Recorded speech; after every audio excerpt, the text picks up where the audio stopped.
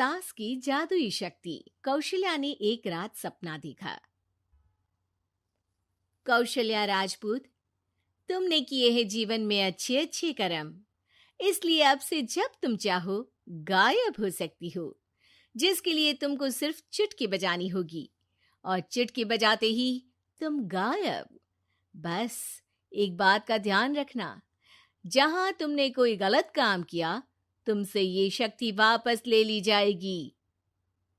कौशल्या की नींद टूट जाती है। ये कैसा सपना था? गायब हो जाऊंगी मतलब? हे भगवान, कंबल ओढ़ के सो जाती हूँ, सपना कंबल के अंदर नहीं घुस पाएगा। कौशल्या डर के मारे कंबल ओढ़ के सो जाती है। सुबह कौशल्या मंदिर जाने लगती है। अरे बहू, जल्दी चल, भिखारियों को खाना भी तो खिलाना है। हाँ माँ जी, अभी आई। आज तो खीर और पूरी बने हैं, सब खुश हो जाएंगे। दोनों सास बहू कार से खाने का सामान लेकर मंदिर पहुंचते हैं और भगवान की आराधना के बाद मंदिर के बाहर बैठी भिखारियों को खाना खिलाने लगते हैं। दीदी, आप हर हफ्ते आते हो, इतना सारा करते हो हम लोगों के लिए। मैं आपके लिए रोज अलग से दुआ मांगता हूँ। ये तो फर्ज है हमारा। दीदी, थोड़ी पैसों की मदद हो जाती तो अच्छा होता। बड़े चौराहे पे मेरी बीवी भीख मांगती है, उसका इलाज करवाना है, 100-200 रुपए लग जाएंगे। कौशल्या उसी वक्त भिखारी को 500 का नोट दे देती है और दोनों सास बहू वहां से लौटने लगती हैं। तभी कौशल्या को कोई शंका होती है। अब बहू रुक, तो मैं अभी आई। कौशल्या वापस वहीं जाती है तो देखती है कि भिखारी वहां है ही नहीं। कौशल्या को रात का सपना याद आता है। वो चुटकी बजा के गायब हो जाती है और सीधे भिखारी के पास पहुंचती है, पर भिखारी को वो दिखाई नहीं देती। कौशल्या देखती है कि भिखारी उन पैसों से शराब खरीद रहा है और कौशल्या उसे वहीं एक चाटा मारती है। अरे कौन है बे? एक और चाटा पड़ता है। अरे कौन है? कौन है? हिम्मत है तो सामने आओ। भिखारी को झूठ बोलने पर तड़ातड़ चांटे पड़ते हैं। वो वहां से भाग खड़ा होता है। कौशल्या चुटकी बजा के वापस बहू के पास आ जाती है और मन ही मन सोचती है, ऐसे तो मैं कितने गलत काम रोक सकती हूँ, कितनी ताकतवर हूँ मैं, किसी को पता भी नहीं चलेगा। सासू माँ, आप क्या सोच रही हो? अब कुछ नहीं, कुछ भी तो नहीं। ठीक है, मुझे ना थोड़े पैसों की जरूरत थी। मेरे कजिन भाई है ना, उनकी तबीयत थोड़ी इधर उधर हो रही है।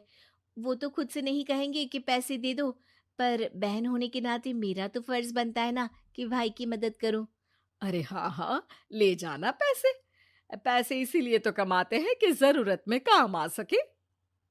घर पहुंच के कौशल्या अपनी बहू को 10,000 रुपए दे देती है। कब जाएगी तू मायके? अम, कल शाम की ट्रेन है। दोनों काम में लग जाती हैं। तभी काम वाली दीदी वहां आती है। आज ना मैं आप लोगों के लिए पनीर बनाऊंगी। ठीक है, मंगवा लेती हूँ पनीर।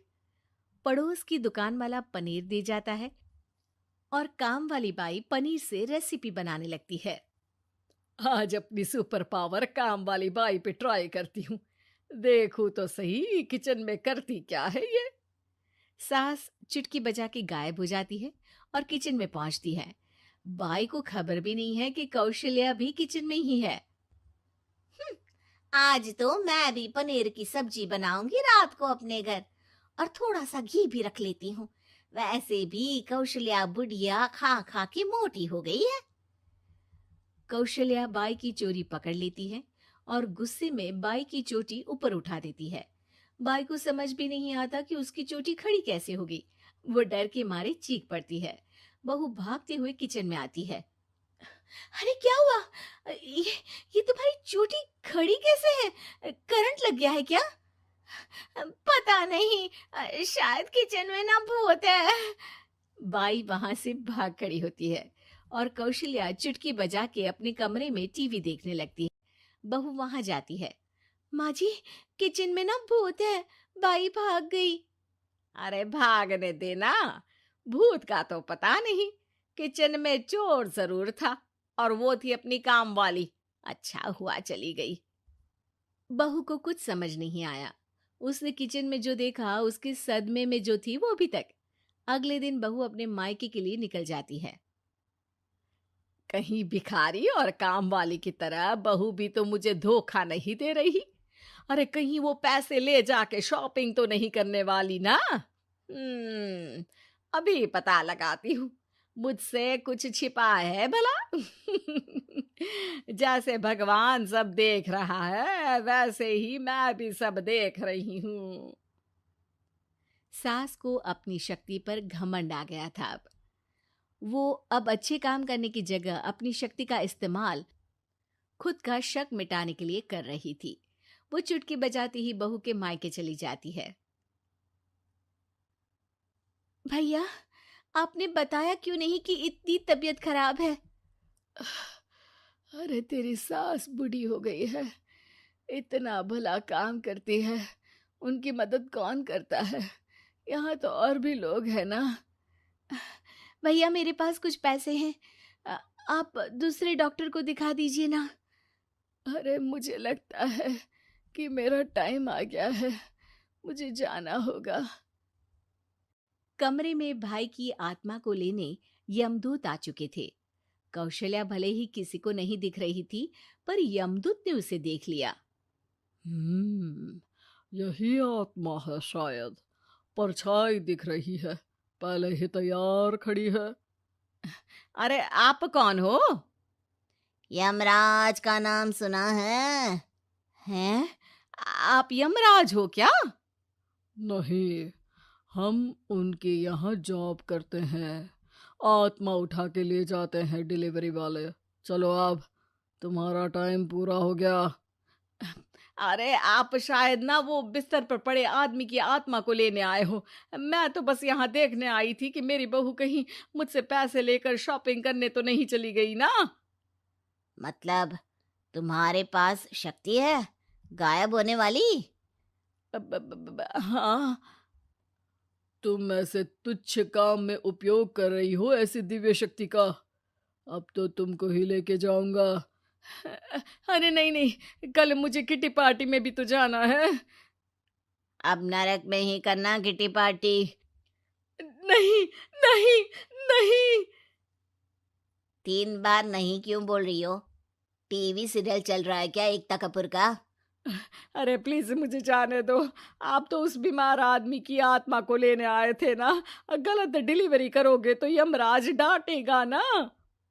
बात तो सही कर रही हो, पर हमको उस पे दया आ गई।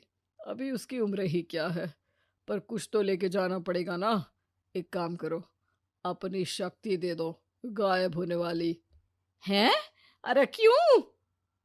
तुम पृथ्वी लोक का भ्रष्टाचार रोक सकती थी, चोरी रोक सकती थी, अरे कोरोना रोक सकती थी, पर तुमने अपनी बहू की जासूसी करना शुरू कर दिया। अरे लेकिन किंतु परंतु। यमदूत सास की शक्ति लेके वापस चले जाते हैं। कौशल्या की परछाई हवा से नीचे गिरती है और जमीन पे आते आते कौशल्या का शरीर सामने आ जाता है। अरे लग गई, कितने ऊपर से फेंका।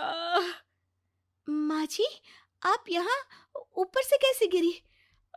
अरे समधन जी, आप अचानक कमरे में। सब घबरा जाते हैं। सास बहू को सारी बात बता देती है। ये लो आपके 10,000 रुपये। आपको मुझ पे इतना भी भरोसा नहीं है? अरे बहन, मुझे दर्द नहीं हो रहा है, अब अचानक से सब अच्छा होने लगा है। अरे तो फिर बिस्तर से उठ जाओ और मुझे लेटने दो। गिरी हूं ऊपर से तो पूरा बदन दुख रहा है। भाई को तो यमदूत ठीक करके जाते हैं, पर कौशल्या देवी दर्द के मारे बिस्तर पर आ जाती हैं।